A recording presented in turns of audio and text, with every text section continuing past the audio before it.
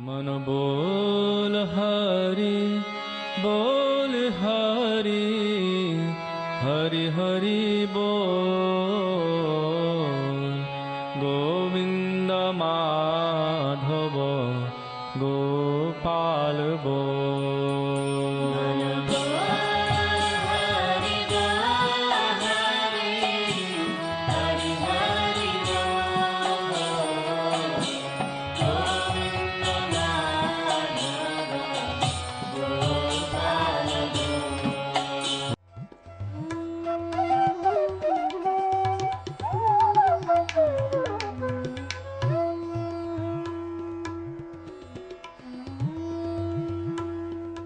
ओम विष्णुपाद अष्टोत्तर श्री श्रीमद् भक्ति वेदांत नारायण गोस्वामी महाराज जी का शुभ आविर्भाव सन 1921 में बिहार के बक्सर जिले में मौनी अमावस्या के दिन अर्धरात्रि में हुआ था।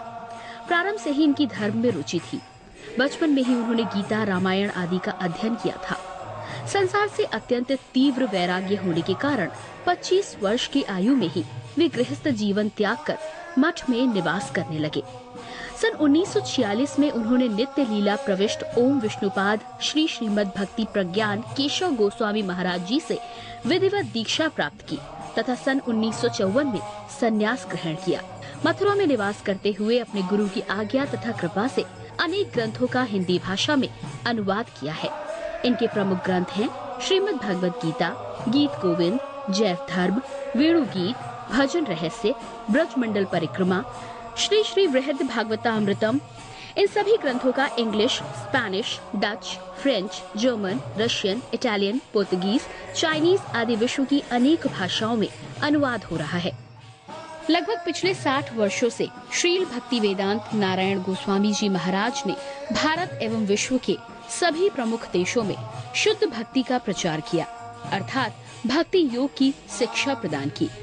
श्रील गुरुदेव के भक्ति प्रचार कार्य से प्रोत्साहित होकर अमेरिका के ह्यूस्टन के मेयर द्वारा श्रीमान लीपी ब्राउन ने 31 मई सन 2003 को इन्हें ऑर्डिनरी सिटीजनशिप एवं गुडविल एम्बेसडर के सम्मान से विभूषित किया।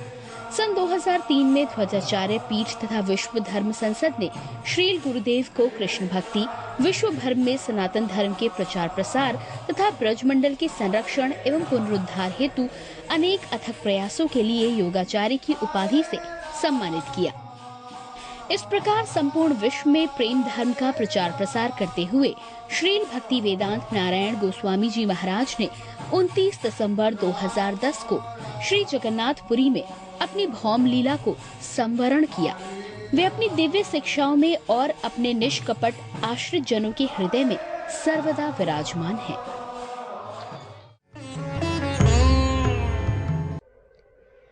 सबसे पहले मैं अपने गुरुदेव नित्य लीला प्रविष्ट ओम विष्णुपाद अष्टोत्तर परिवर्जिकाचार्य श्री श्रीमद् भक्ति वेदांत नारायण गोस्वामी महाराज जी के चरणों में प्रणाम करता हूँ। नित्य लीला प्रविष्ट ओम विष्णुपाद अष्टोत्तर परिवर्जिकाचार्य श्री श्रीमद् भक्ति वेदांत स्वामी शिला प्रभुपाद के चरणों में प्रणाम करता हूँ। अपने परम गुरुदेव नित्य लीला प्रविष्ट ओम विष्णुपाद अष्टोत्तर परिवर्जिकाचार्य श्री श्रीमद् भक्ति प्रज्ञान केशव गोस्वामी महाराज जी के चरणों में प्रणाम करता हूँ। अपनी पूरी गुरु परंपरा के चरणों में प्रणाम करता हूँ। आप सब भक्तों का, श्रोताओं का स्वागत।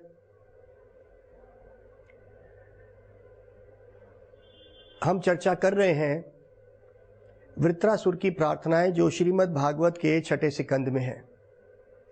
वृत्रासुर अपने पूर्व जन्म में राजा चित्रकेतु है और भगवान का बहुत बड़ा भक्त है। किसी कारणवश अपराध होने की वजह से माता पार्वती के चरणों में उसको एक योनि असुर में आना पड़ा, लेकिन असुर योनि में भी उसकी भक्ति कम नहीं हुई और मरने से पहले वो कुछ प्रार्थनाएं करता है। हम उसी श्रृंखला में उनकी प्रार्थनाओं को आज हम ले रहे हैं। तो जो एक प्रार्थना जो वृत्रासुर ने करी उसी का आज हम व्याख्या करेंगे वो प्रार्थना इस तरह है, ममुत्तम श्लोक जिनेषु सख्यम संसार चक्र भ्रमते स्वकर्म भी त्वन मयात्मात्म जादारा गृहे त्वन आसक्त चित्तस्य ननाथ भूयात। मम उत्तम श्लोक, उत्तम श्लोक मतलब कृष्ण, भगवान, नारायण, विष्णु, उत्तम श्लोक।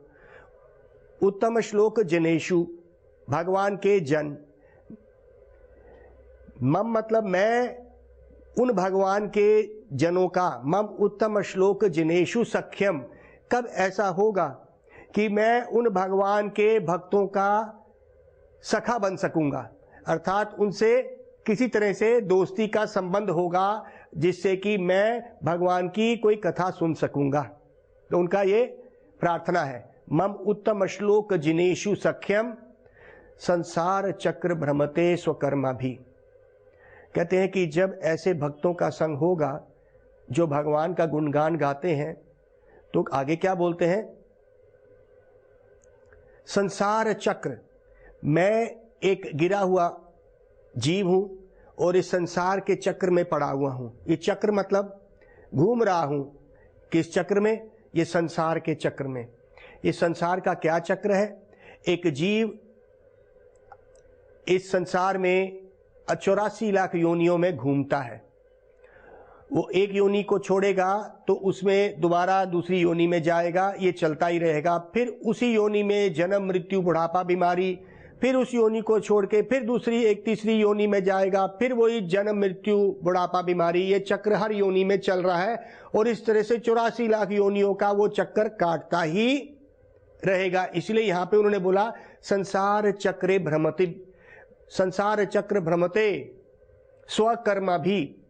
हे प्रभु,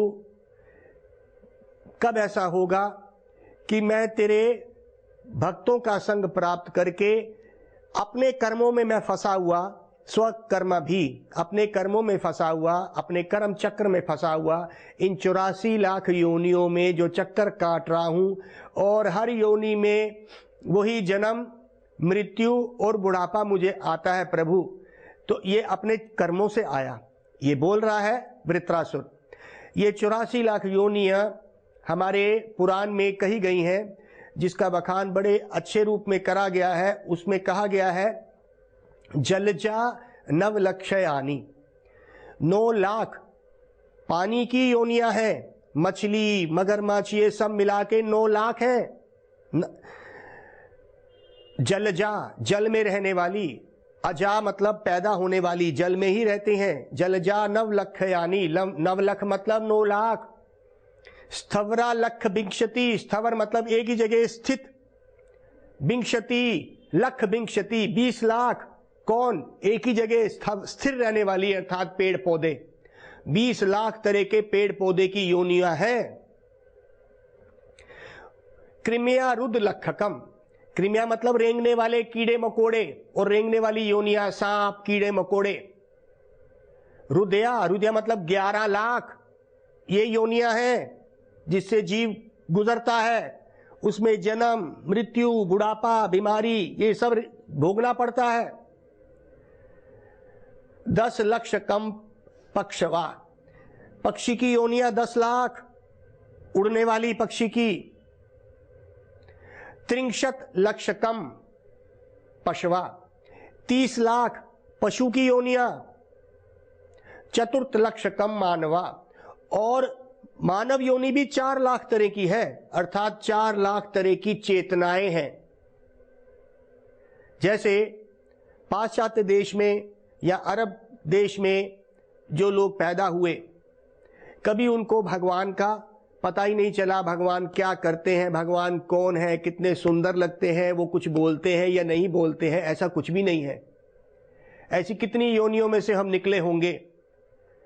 अब जब हमने इस भारत, भारत मतलब भा मतलब रोशनी, अब कई जन्मों के बाद जब भारत भूमि में पैदा हुए तो इस चेतना तक पहुंचते हैं कि मैं कौन हूं और भगवान के साथ मेरा क्या संबंध हो सकता है। तो ये जो मैंने जितनी योनियां बोली, ये 84 लाख योनियां, उसमें से एक ऐसी योनि हो सकती है जो मनुष्य योनि हो उसमें भी पता नहीं भक्त संग मिलता है, भगवान का ज्ञान होता है या नहीं, निकल जाएगी ऐसे ही। तो यहां पे वृत्रासुर क्या प्रार्थना करता है?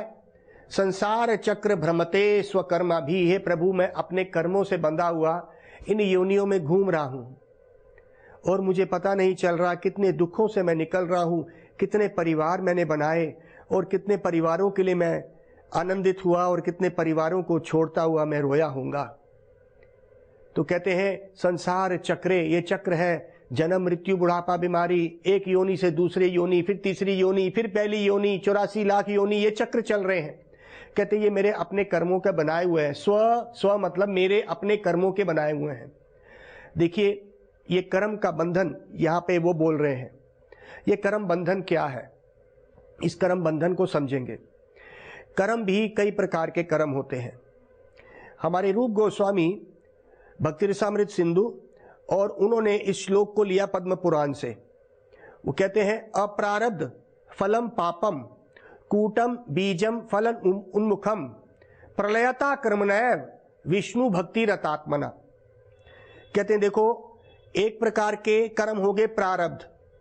प्रारब्ध कर्म हो गए कि जो शरीर मुझे अभी मिला है मेरे प्रारब्ध कर्मों से मिला, अर्थात जो कर्म मैंने कर दिए थे पुराने, अब मैं ये शरीर में आ गया। मैं अमीर बना, गरीब बना, काला बना, गोरा बना, आदमी बना, औरत बना, ये सब पिछले कर्मों से हो चुका है। अब मैं इस शरीर में आ गया, इसको बोलते हैं प्रारब्ध कर्म। जिन कर्मों को भोग रहा हूं मैं अब, कहते हैं अप्रारब्ध। दूसरे प्रकार के कर्म जो हमने, वो अप्रारब्ध कर्म होते हैं जो शरीर मुझे अभी मिलेंगे और उनमें जो मैं कर्म करूंगा ये भी निर्धारित हो रहा है, ये भी निर्धारित हो रहा है जो होने वाला है अभी, जिस कर्म को मैंने अभी करना है उन शरीरों में जाके, क्योंकि मेरे प्रारब्ध कर्म उस पे ले जाएंगे मुझे। तो आप ये कहेंगे कि प्रभु जी अगर अगला कर्म पहले ही निर्धारित हो चुका है तो भजन क्यों करें? कहते नहीं, ऐसा नहीं है। जैसे आपने एक ट्रेन पे चढ़े, एक ट्रेन गाड़ी रेल पे चढ़े, आपके पास टिकट है दिल्ली से बंबई की, ठीक है।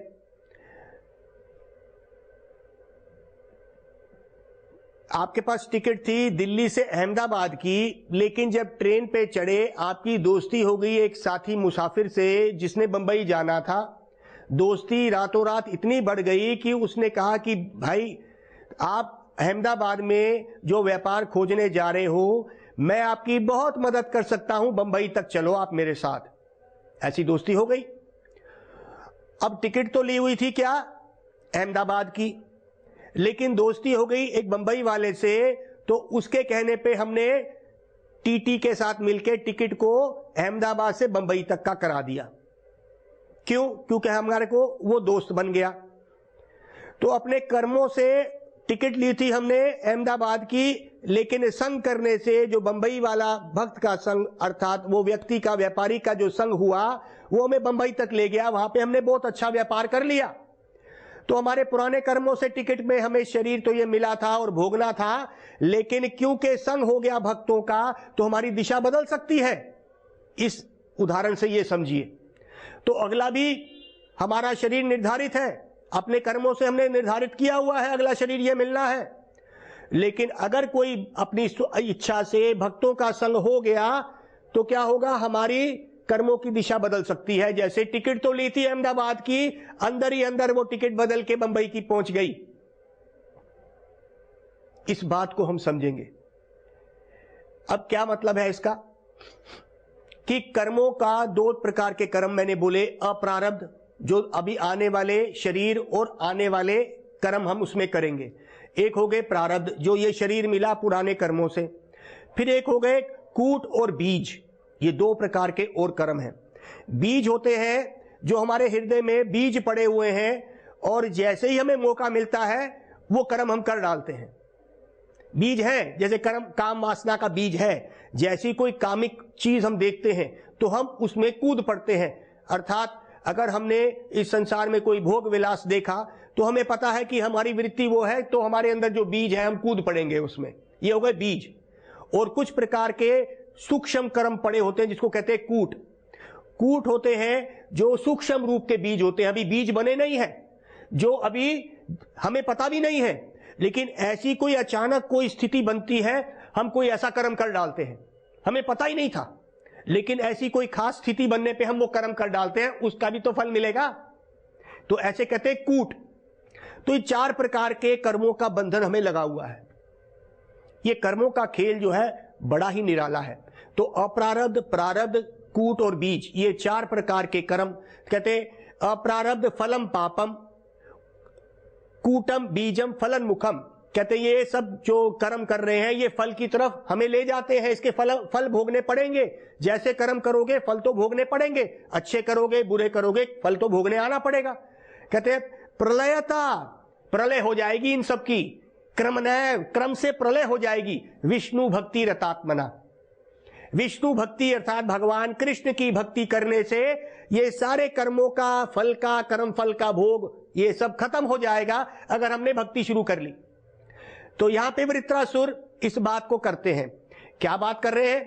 कहते हैं कि संसार चक्र भ्रमते, मैं ये संसार के चक्र में पड़ा हूं। ये चक्र का मतलब 84 लाख योनियों का चक्र, और ये जन्म मृत्यु बुढ़ापा बीमारी के चक्र में मैं पड़ा हूं। स्वकर्मा भी, अपने कर्मों का फल भोग रहा हूं। त्वन मयात्मात्मा जा दारा ग्रे गेहे, त्वन मतलब तेरी, त्वन मयात्मात्मा, तेरी ये बहिरंगा माया शक्ति में हे प्रभु मैं पड़ा हुआ हूं। तेरी बहिरंगा शक्ति में, भगवान की अनंत शक्तियां हैं। जब जीव इस संसार में आता है तो भगवान की बहिरंगा, ये बाहरी महामाया की शक्ति में पड़ जाता है और भूल जाता है कि वो कौन है, और अपने आप को ये शरीर समझता है और ये संसार को, परिवार को मैं और मेरा करता है। इसको बोलते हैं भगवान की बहिरंगा शक्ति। अब क्या कहते हैं कि हे प्रभु मैं तेरी बहिरंगा शक्ति, बाहरी शक्ति में आ गया और भूल गया कि मैं कौन हूं। त्वन मयात्मात्मा जा, भगवान की एक अंतरंगा शक्ति भी होती है जो भगवान के धाम में रहती है, जिसको कहते हैं जब हम, जो भगवान की लीलाएं चल रही हैं, जो भगवान का धाम है, जो भगवान की यशोदा मां के आंगन में लीलाएं चल रही हैं, वो भगवान की अंतरंगा शक्ति है, जो भगवान की अपनी निजी शक्ति है। जो ये शक्ति है महामाया, ये बहिरंगा है जो जीव को भुला देती है कि मैं कौन हूं। लेकिन जो शक्ति भगवान का याद दिलाती है, हमारे स्वरूप को याद दिलाती है, उसको कहते हैं भगवान की अंतरंगा शक्ति। और एक शक्ति होती है तटस्था शक्ति, भगवान की तट पे चलने वाली, ना वो बहिरंगा है ना वो अंतरंगा शक्ति के में आती है। वो तटस्था शक्ति वो होती है जीवात्माएं। अगर जीवात्मा बहिरंगा शक्ति में रहती है अर्थात माया में रहती है तो वो भूल जाती है कि हम कौन हैं। भक्तों के संग में आके, क्योंकि ये तट पे है ना, तट मतलब शोर पे, नदी का तट, तो कहते हैं कि तट के अंदर रहेगी, मतलब वो बहिरंगा शक्ति के अंदर रहती है, वो भूल जाती है कि मैं कौन हूं। तो यहाँ पे, और अंतरंगा शक्ति में उसको याद रहता है मैं भगवान का दास हूं और भगवान मेरे नित्य संबंध है, और भगवान के धाम में ये जन्म मृत्यु बुढ़ापा बीमारी नहीं है, ये उसको याद आ जाता है। कैसे? भक्तों के संग से। तो भक्तों के संग से वो अंतरंगा शक्ति में जा सकता है, भक्तों के संग के बिना वो इस माया में रहता है। तो कहते हैं हे प्रभु त्वन मायात्मात्मा जा देहे, तेरी माया से मैं भ्रमित हो गया। त्वन तेरी, मायात्मात्मा जारा दारा गेहे, अर्थात दारा मतलब पत्नी, गेहे मतलब घर। मैं तेरी बहिरंगा शक्ति में आके एक पत्नी को ले लिया, परिवार को कर लिया, पुत्र हो गए, पुत्रियां हो गई, तो तेरी इस बहिरंगा शक्ति में मैं इतना उलझ गया कि मुझे पता नहीं चला कि मैं कौन हूं। तो यहां पे कहते हैं दारा गेहे, गेहे मतलब घर। ये घर की जो बेड़ियां हमें बंध गई हैं, इसको बेड़ियां इसीलिए हम कहते हैं कि जब हमें भक्ति में ये आगे नहीं बढ़ने देती हैं, क्योंकि आत्मा क्या है? आत्मा और शरीर में अंतर है, इसको समझेंगे। ये परिवार में रहते हुए हम अपने आप को ये शरीर समझते हैं, किसी का पुत्र, किसी का पत्नी, किसी का बेटा, किसी का बाप, ये हम समझते हैं। ये जैसे ही आत्मा निकलती है इस शरीर में से, तो किसका बेटा, किसका पुत्र, आधा घंटा भी ये हमारे घर वाले हमें रखने को तैयार नहीं है। चलो चलो ले जाओ इनको, हरी हरी सुमीरी ले मन, प्राण जाएंगे छूट, घर के अपने आदमी चलते लगेंगे लूट। कबीरदास जी भी कह रहे हैं, ओ मेरे प्यारे मन, तू किसको भज रहा है? ये झूठे तेरे संबंधी परिवार वाले आज नहीं तो कल तेरे को छोड़ देंगे जैसी तू मरेगा। हरी हरी सुमीरी ले मन, प्राण जाएंगे छूट, घर के अपने आदमी जो है ना कहेंगे, अरे भैया ये क्या छोड़ के गया, मेरे नाम क्या करके गया, ये कितनी दौलत मेरे नाम करी। उसके बच्चे लड़ पड़ेंगे आपस में। यह है संसार, ये होने वाला है। तो कहते हैं दारा गेहे, ये जो आसक्ति तेरी इस पत्नी रूपी शरीर से हो गई है दारा। क्या मतलब हुआ? हमारे श्रीमद् भागवत के 7वें स्कंद में नारद जी इस बात को कर रहे हैं। वो क्या कहते हैं? कृमि बिड़ भस्म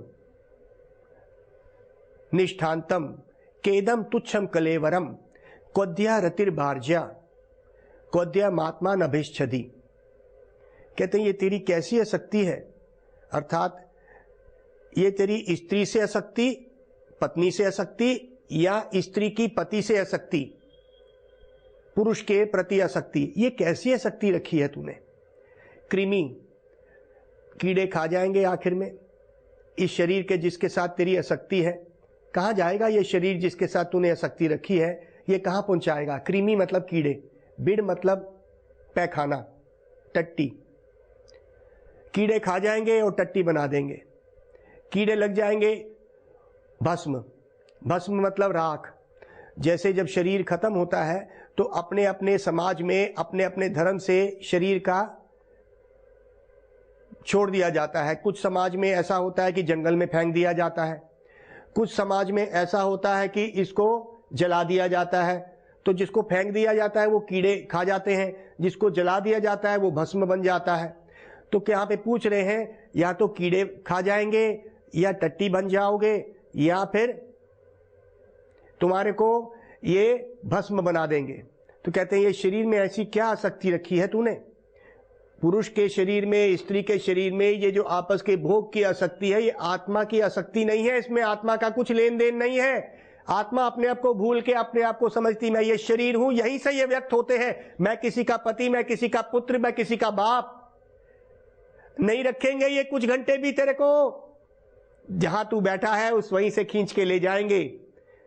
तो सुमिरी ले मन, हे मेरे प्यारे मन, तू स्मरण कर किसका?